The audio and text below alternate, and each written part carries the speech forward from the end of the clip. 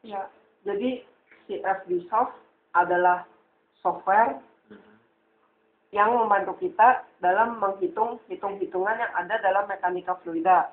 Kenapa kita butuh bantuan software ini? Karena kalau kita tidak menggunakan bantuan software, kita akan menemui kesulitan dalam melakukan penghitungannya. Dan juga untuk mencoba membuat simulasi visualisasi aliran fluida tersebut. Oleh karena itu, kita membutuhkan software ini. Contohnya, kita ingin membuat simulasi tentang aliran udara. Kita secara kasat mata kan tidak dapat melihat udara tuh.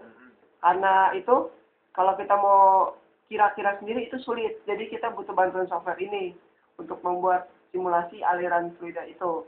Jadi, software CFD ini cuma buat visualisasi. Kalau kita mau misalnya menghitung streamline, apa, segala macam, bisa? Bisa.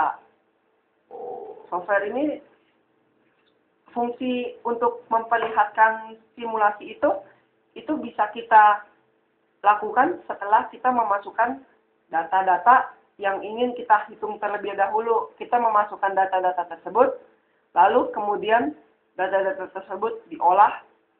Setelah data itu diolah, baru kita dapat melihat simulasinya. Ya. Oh gitu. Ya. Oke, sekarang tentang cara kerja CFD. Kita misalkan, sebagai gampangnya, misalkan ada aliran pipa di dalam 2 plat sejajar seperti ini. Ya. Aliran masuk dari sebelah sini, keluar di sebelah sini. Ya. Kita membatasi ruang yang dihitung adalah di daerah sini. Ya. Oke.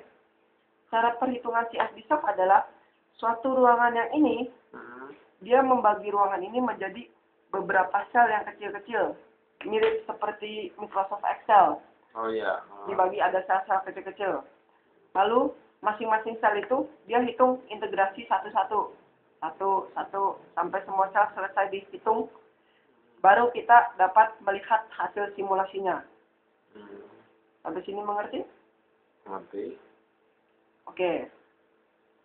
Jadi detail ya, jadi setiap sel tuh. Setiap sel, iya detail sekali. Setiap sel yang masuk, kita hitung di sel masuk berapa, di sel keluar berapa, satu-satu dari tempat fluida itu masuk sampai fluida itu keluar. Ukuran selnya itu tetap berubah-ubah.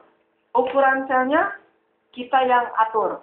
Oh. Maksudnya kita yang atur adalah pertama-tama kita harus mengatur panjang dari wilayah yang akan kita coba hitung ini dengan menggunakan software ini.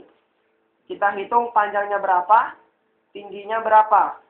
Setelah kita masukkan data sebesar panjang dan tinggi itu, kita dapat memasukkan berapa jumlah sel yang kita hitung. Ya.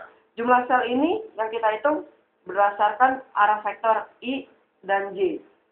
Di mana arah I adalah koordinat sumbu X dalam Kartesian dan koordinat Y adalah koordinat sumbu Y dalam Kartesian. Oh, Kita dapat memasukkan sebanyak-banyaknya yang kita mau. Sumbu W? Sumbu Y itu Z tidak ada. Karena kita bukan tidak ada. Kalau saya belajar baru sampai 2 dimensi. Oh iya. Dan 3 dimensi saya belum pelajari. Jadi 3 dimensi itu belum ada.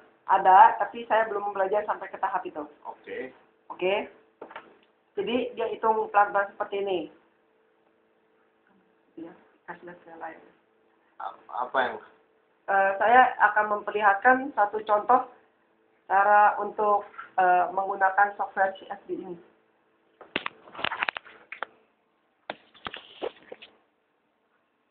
Ya, jadi pertama-tama kalau kita buka CFD-Soft akan keluar tampilan seperti ini. Pertama-tama kita pilih menu yang tersedia di sini. Baca file case, baca case data, mahir, filter format, input 1, opsi lihat grafis. Sebagai untuk permulaan, kita pilih input 1. Kalau di atas tulisannya adalah input strip 1. Tapi untuk melakukan ini, kita tidak harus mengetikkan seluruh kata. Kita cukup memasukkan kata yang merupakan huruf awal dari kata-kata itu. Misalkan kita ingin membaca file case, kita cukup ketik B, F, C. Kalau B? Kalau B aja, dia akan tanda tanya, mau baca file cache atau baca cache data. Kita harus lebih spesifik untuk perintah-perintah yang memiliki huruf depannya sama seperti ini. Kalau nggak sama tapi nggak apa-apa. Kalau nggak sama itu nggak apa-apa. Oke, kita mulai dengan input 1.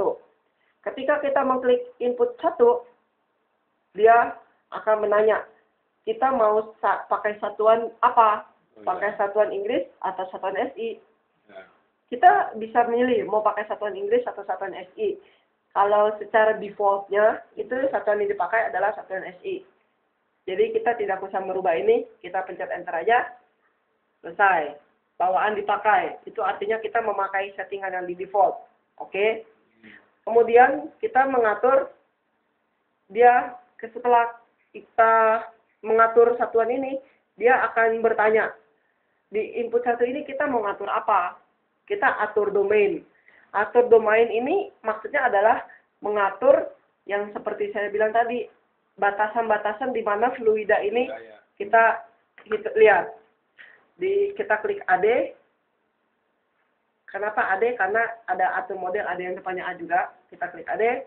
Atur domain. Atur domain. Lalu setelah atur domain, kita ditanya untuk mau set apanya.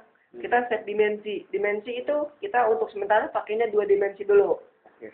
Ini nggak bisa back ya. Misalnya kita udah baca file cache, terus kita lanjut ke atur domain, itu nggak bisa back kembali ke pemilihan baca file cache. Bisa. Oh bisa. Itu nanti ada di bawah. Saya nanti jelaskan. Kalau mau sekarang, kita untuk kembali itu kita pilih gunakan menu escape. Oh iya. Escape untuk kembali ke yang sebelumnya.